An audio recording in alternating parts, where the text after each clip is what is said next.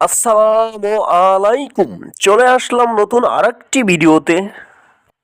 BPL এর point তালিকায় কোন দল কোথায় দাঁড়িয়ে আছে এবং 2025 বিপিএল এর বেস্ট পারফরমেন্স চলুন দেখে আসি এক নজরে।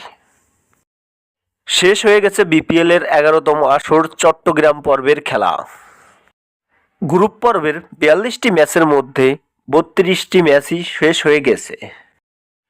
চট্টগ্রাম পর্ব শেষেই জমে উঠেছে পয়েন্ট টেবিল।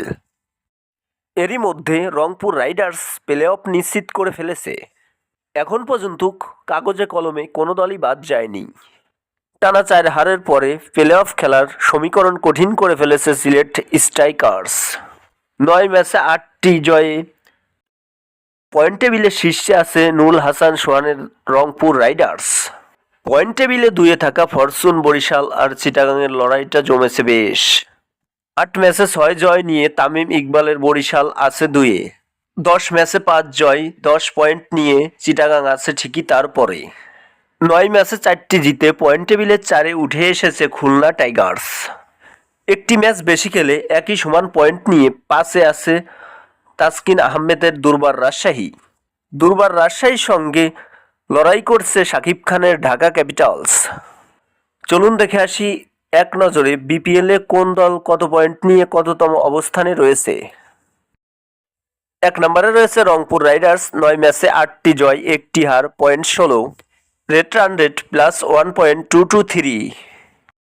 2 নম্বরে রয়েছে ফরচুন বরিশাল। 8 ম্যাচে 6টি জয় 2টি হার, পয়েন্ট 12, রেট রান রেট +0.993। 3 নম্বরে রয়েছে চিটাগং কিংস। 9 ম্যাচে 5টি জয় 4টি হার, পয়েন্ট 10, রেট রান রেট +1.045। 4 নম্বরে রয়েছে খুলনা টাইগার্স। 9 ম্যাচে 4 জয় 5 হার, পয়েন্ট 8, রেট রান রেট 0.148।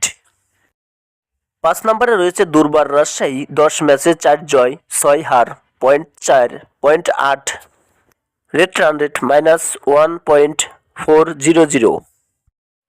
6 নম্বরে রয়েছে ঢাকা ক্যাপিটালস। 10 ম্যাচে 3 জয় 7 হার, পয়েন্ট 6, রেট রান রেট 0.156। 7 নম্বরে রয়েছে সিলেট স্ট্রাইকার্স।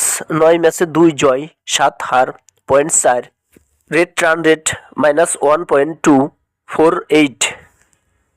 এখন দেখে নেব 2025 বিপিএলে কোন দল সবচেয়ে বেশি রান করেছে।